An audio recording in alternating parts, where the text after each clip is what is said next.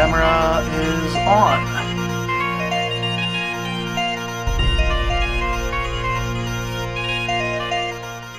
Welcome to Nights at the Round Table, a round table discussion on speculative fiction books and film. Hi everybody, and welcome to the next episode of Nights at the Round Table. Today we are discussing the 2008 film The Gamers, Dorkness Rising. And I am sitting here with Garth and with Sue, and I would like to start with general impressions of the film. Garth, we'll start with you. I loved it. This is such a great film.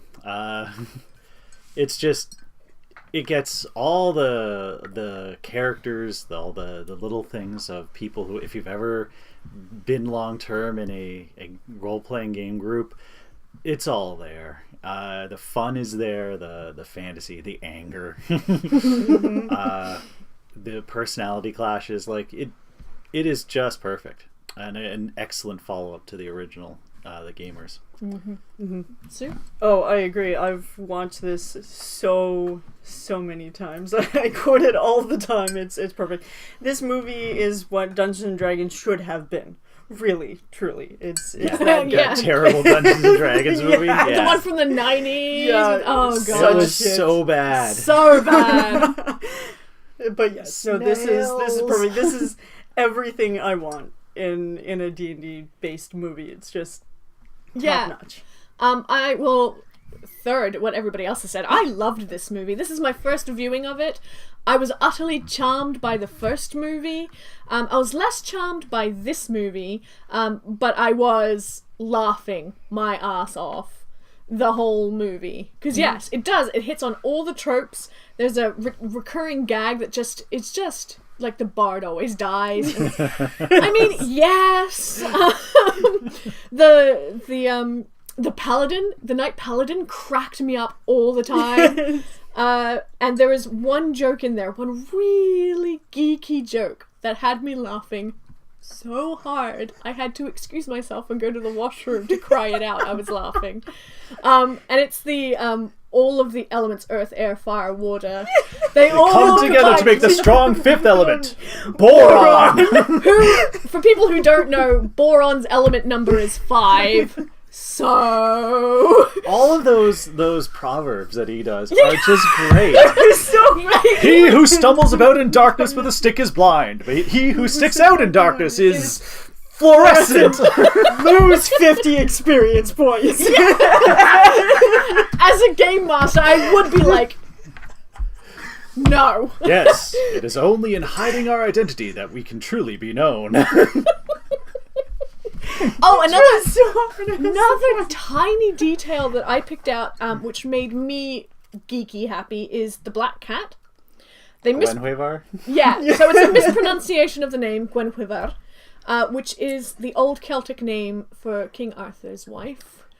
Do you know? Guinevere. Do you know why the cat is named Gwenhwyvar? No, I have no idea. All right, it has to do with the R.A. Salvatore stories in the Forgotten Realms. The character Drizzt Do'Urden, the dark elf ranger, 2 scimitar, everything you see, has a magical cat, a panther named Gwenhwyvar. Ah, well there you go. I had no idea. By the way, ironically, it means white wave. Gwen means white. Just And considering FYI. the cat is the raid wiper. Yeah! Which is right there. No! I had an arm. So I've watched this movie like 50 times at least, and I never noticed that when they go back into character that his arm actually falls off. And it's got the big glue thing around it. I really like the tag teaming between the chicken, the chick and the guy, because he's playing a female sorceress, but keeps forgetting that his character is female, and then in the end he's just like, while they're in character, he like tag teams. All right, you're in. All right, for people who haven't seen this movie, what they mean is there is a male character at a gaming table who's playing a female character in the game. He keeps forgetting he's a female character. So when they're showing the scenes in the game, when he remembers he's female, it's played by an actress, and when he forgets, it's played by him. Yeah. In the same outfit. Which he rocks. Which he does rock. Yeah, he does rock. It suits him. Mm-hmm. Yeah. Oh yeah. It's, and I love that scene where he's sitting next to Joanna and he's like, a man could get lost in those eyes, and she's like, a man could, yes, but apparently I have to remind you that you're a woman. And then he's like, well, then maybe we could do like a little woman on woman. And she grabs his arm and puts him down and says, do you really want to finish that thought? I'll take that as a no. Yeah, I loved that she played. Yes. So sort of the meta story is, as they're playing the game, this girl character comes in. She's a girl. She's gaming with a table full of guys. She hasn't really gamed before, but she has read up on the rules. So sometimes she pulls some really surprising tricks. That first trick where she basically obliterates all of the goblins. Everything. It was really, really funny. If you've gamed, and that happens, and you just see all the other gamers just sort of staring at her like, what? Because she put her stats in unusual things for the class that she was in, She's right? a fighter. But she's got high end, she's got high High charisma.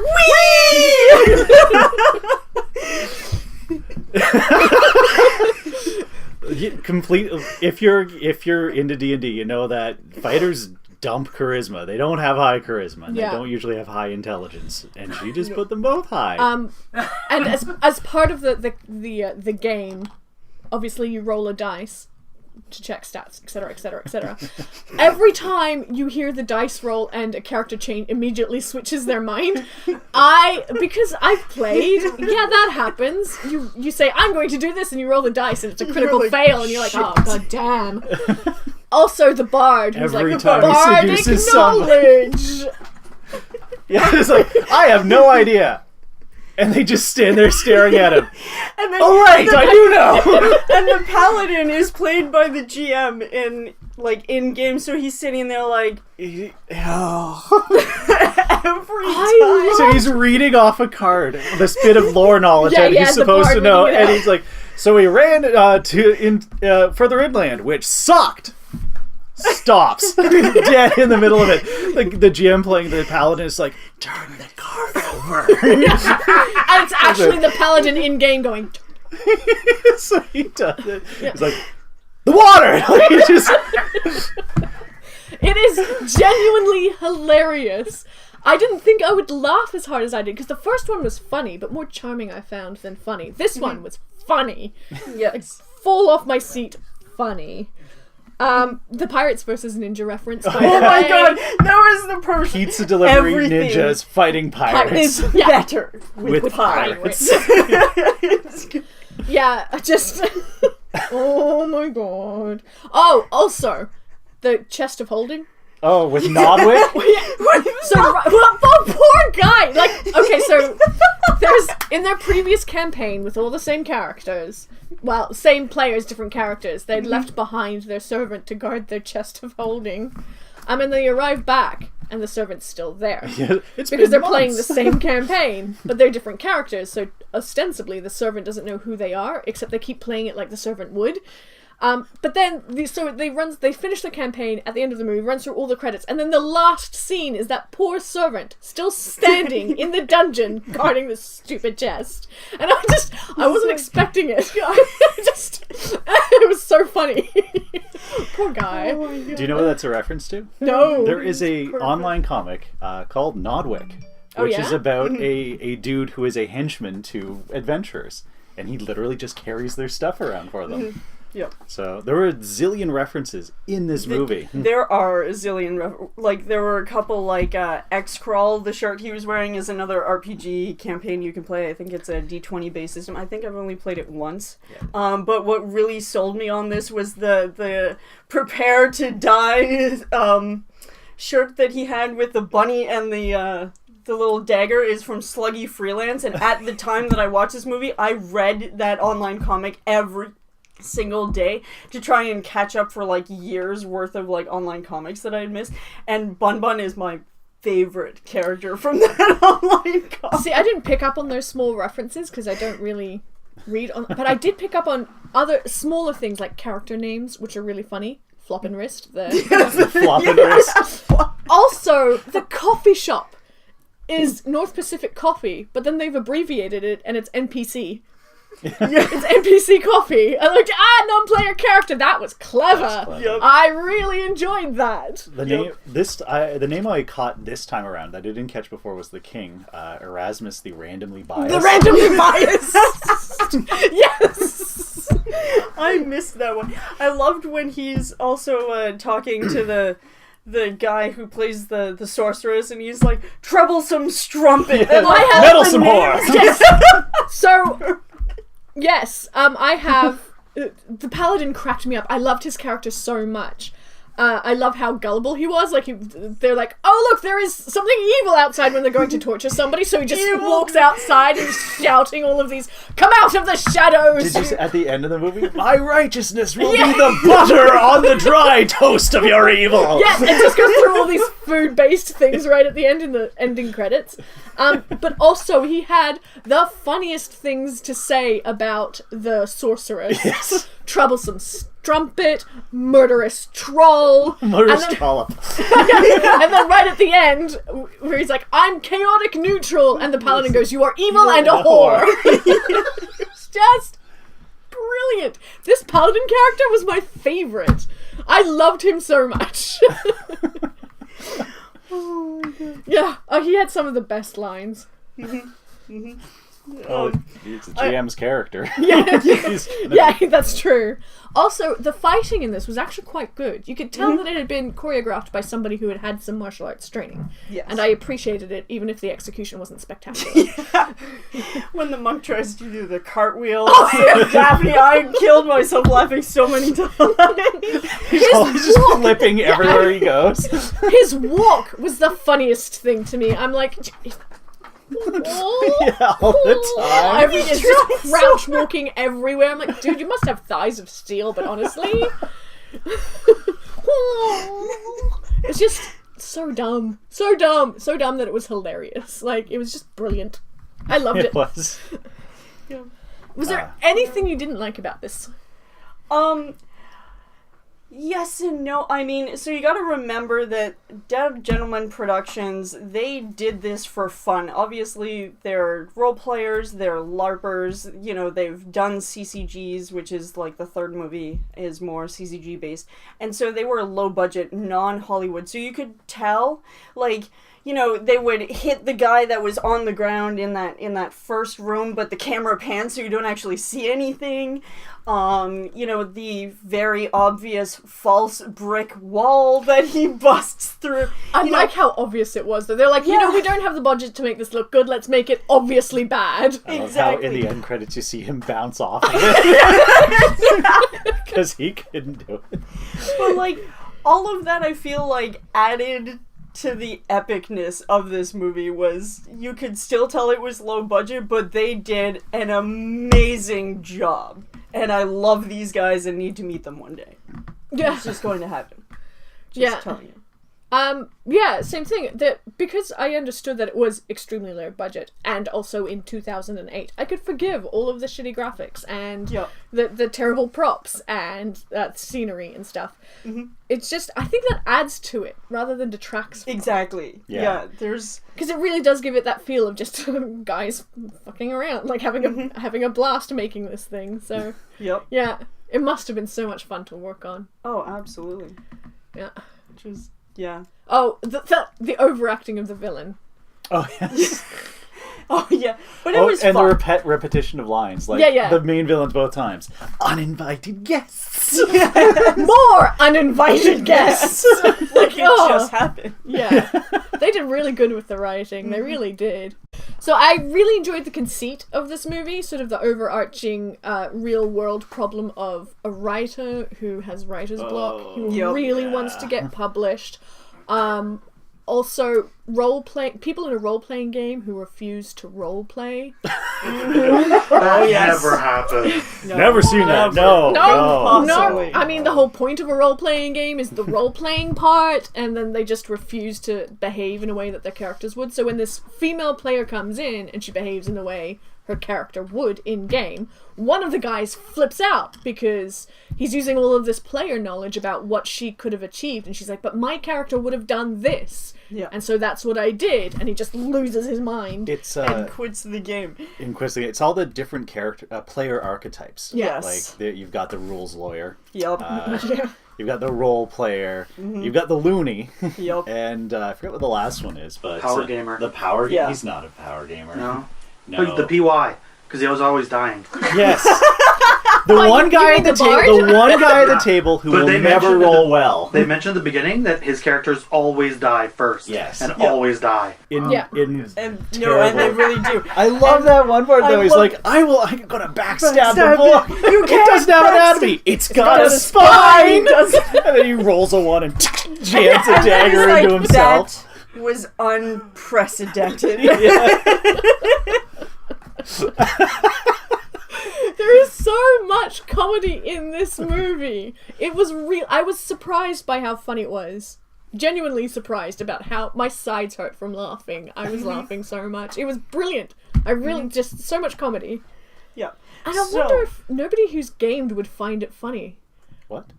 I wonder if How is that even possible? I wonder if people who haven't gamed, who don't know what this world is about, would find it anywhere near as funny. I don't think so. Not as funny, certainly. Well, I don't know. I think they were. This is dumb.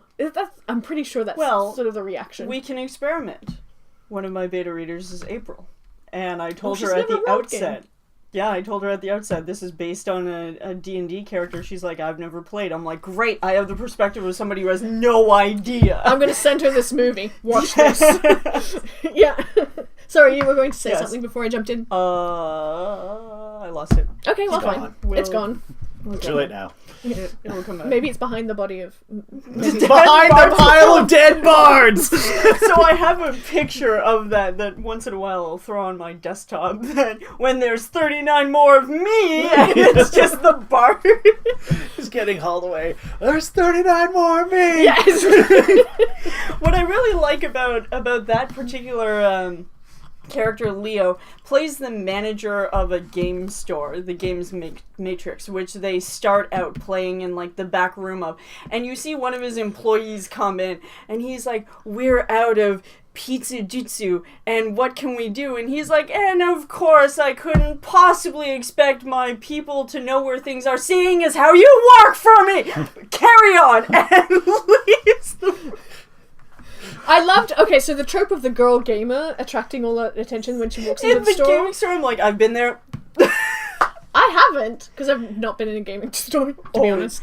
But it was funny. Just like she walks in, the guy at the desk just looks up, and then all the guys just sort of turn their head, and as she walks past, you just see them popping their head out of the aisle. Like, as she walks past, that was pretty funny to me. It was especially funny to me because I actually started gaming when I was 11 years old, surrounded by guys, and they would always talk to my mom and be like, are you sure this is okay? Like, she's surrounded by guys who are like 18, 20 in college, you know, and you're 11, and so there were certain games that I couldn't play, but I have experienced that where, like, at the time there were still not very many women playing, or at least not that I knew of. So anytime I went into a store to get dice or something, people would always look at me strangely like, are you old enough to be playing this? Like, yeah. Been there. Show ID to buy the dice. No, thankfully. I really liked the music in this. Mm-hmm. The music was really well done. Yeah. I loved the, that's who take improved initiative, like after that epic, she cleans through everything, and then it's Yeah. I like how it translated into her real life. When she had the, I don't know what it was, staff? Yeah, It was and just she was a- doing it on stage, and so she's a theater student, I guess, or something. something. It like looked to me like production. she was, like she was a grip. She was working backstage, probably. Yeah. And everyone starts clapping. And everything. It was perfect. That was great. Yes. Everything about this was perfect. The As if killing the bard impresses us. Yes, that's true. As if killing the bard impresses us. The undead turkey is like, I'm gonna die. Turkey was perfect. They tweeted on Thanksgiving, please don't resurrect your turkey. It won't end well. I missed that. I have to go find that. They slay the undead turkey, and the sorcerer takes a bite, and he's like, it's still good. It's still good. I also really liked the fight that one guy always had with the game master, because the idea was, no, you can't be a kung fu monk. My world is based in medieval Europe. There was no such thing as kung fu monks. But then later he brings in ninjas. So monks aren't good, but ninjas? Yeah. They're okay. He gets so upset. And it's great. That particular guy, I swear to God, he seems like somebody I've met before. Like, Which one? I feel like... The guy who played the douche, or the Yeah, the guy that was like, I'm bringing my... Wait, your ex, Joanna? Oh, yeah. I swear to God, I've met him before. Like, it seems so weird to me that every time I watch this, it's like this nagging thing. Oh, Which yeah? sort of, like, adds to the appeal of just the whole movie. Is just, like, I feel like I know these guys. It's Like, I feel like archetypal, I've been there. Yeah, it is. Yeah, it is. All of their characters were kind of archetypal. Mm-hmm. And he was the rules lawyer, power gamer, douchebag who is Yep. not interested in role-playing, who's not interested in that, and is interested in winning. Exactly. Yes. And there's all sorts of people like that in the world. So Yeah, thank God I haven't played with any of them. Otherwise, I would have just like gone, no, this isn't for me. yeah, he Yeah, was really a real Yeah. Yeah, he was, Oh, he yeah. was awful. Oh, He's like man. the extremist. Although also very funny when they showed him in like the meditation position, and he's just reciting stats, and then he gets one wrong and gets beaten like he's some kind of kung fu student. Yeah. Jesus. They took everything and made it hilarious. Like, they Yes. took everything and twisted it and made it something like the butt of a joke. I really like people who can laugh at their own culture. Yes. And they did a fantastic job of doing it here. Yes. Yeah. I guess they didn't include it because it was in the first one, but in the first movie, the thing that stands out to me is when the brute couldn't roll high enough to open a gate or kick down a gate, and then the bard ends up rolling a 20, and so he's the one who ends up kicking open the gate, and that made me laugh in the first one. I wish something similar had happened here, but I guess they'd already used that joke, so... Well, the rolling jokes are in there, like rolling they are. one They're dice several yes, times. Yeah. Doing really well, doing really poorly. Yeah. Yeah, and especially do I get to make that roll? So the rules lawyer fights to the death. A natural 20 is an automatic success regardless of the circumstances. So are you going to make me make the roll like by the rules? Yeah, exactly. Rolls a 1. And then he's like, "Oh, you are completely compared. That means I get to control your character." And he's then like, it's his "Shut actor up." in that. Yeah, in the costume. yeah. Look, master, more slaves for the lust pits. Haw, haw! This movie is so quotable. Oh god, yes. It is incredibly quotable. Yeah, actually. Was there anything that bothered you about the movie? Oh, honestly, like I didn't like Rules Lawyer Guy. You're not supposed to. You're like not him. supposed to, and they did a really good job of that. I think they went a little too far with how he was treating Joanne. The way he talked to her, especially earlier on, and the way he really condescended to her all the time. For the record, though, I've been at the brunt of somebody who was just like that. Yeah, but would you join a game with them? Yeah. Oh, yeah. It No. seemed almost unbelievable why they'd is still be why friends. is she still there is the question, because the way he treats her early on. Apparently they were dating earlier, so she might just know it's him. Oh, and are Yeah, you just kidding let me? it go. So if a she- previous boyfriend of mine ever did that, I would join the game just to fight him. Be like, "Screw you! I'm gonna do this. I don't give a crap what you Joanne want." doesn't seem as strident as you. Yeah, But well, she's she very does. intelligent. Yeah, Oh, and she no, also, she's very intelligent and very good at what she learned the game really quickly. Learned how to do everything really quickly. Like, she was a great role player. Yeah. I'd love to game with her. And, Yeah. and in a way, that is her socking it to the rules lawyer, like, oh, you know everything, but I'm going to make my character in such a way that even you couldn't figure out, because obviously you only go one way, and that's the only way you're going to go. Also, she does tell him to his face. She at the does end tell of the him that movie, he's... You're yeah. a dick. Like, Like, he admits it, and she's... yeah, you are. you are. But it's not just that. It's the way that he treated her and the way that nobody was really standing up to that. She didn't get a lot of support. Yeah, also, been there. And that Not a lot of people I do, didn't like. unfortunately. No, they Yeah. don't. You So you it's have actually to quite- stand on your own when you're a female in an all-male group. It's very true. I've thought it Depending all on the the time. group. Yeah, depending on the group. I've found that before with martial arts, which is very male-dominated, up until a point when I just finally like had enough and was like, "Oi, stop it! Like, stop it!" It also helped that I was 7 years into training at that point, and the new people coming in being dicks were people I could beat up. Yep. Never came to that, but I used it as an intimidation tactic to Yep. get them to stop being dicks. So yeah, I totally get that dynamic. That's actually true to life for me. Yes, might be true to life. I still don't like it. Oh yeah, no. Oh yeah, no, No, nobody wants. Well, Yeah. nobody wants that. It didn't ruin the movie. It didn't even really bring it down a notch. It's just, if you're asking for something that I didn't like, that's what I That didn't would be like. it. Yeah. That's fair. Yeah. All right, I think we've gushed enough about this movie. Any final comments or thoughts before we go into our star rating? All of you need to watch this. The end. Thanks for watching. Bye. Star rating? 5. 5?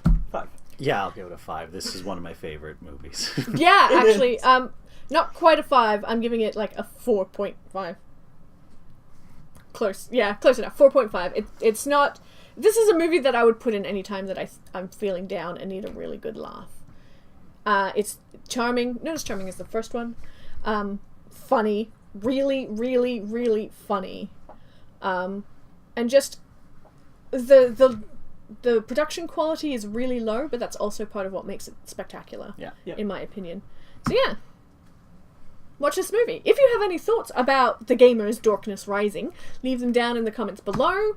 If you have any films that you would like us to discuss, leave those also in the comments below. We'll chuck them in our bowl.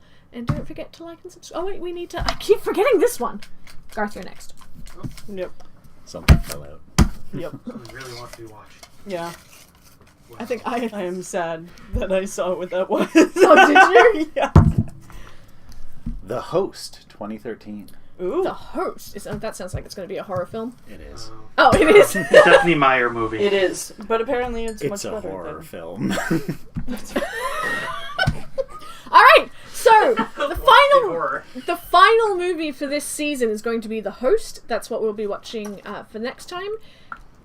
Stay tuned. We'll be back next year with season 5. Good God, already season 5. Oh my God. Thanks very much, guys. Bye. Bye. Like and subscribe. Bye.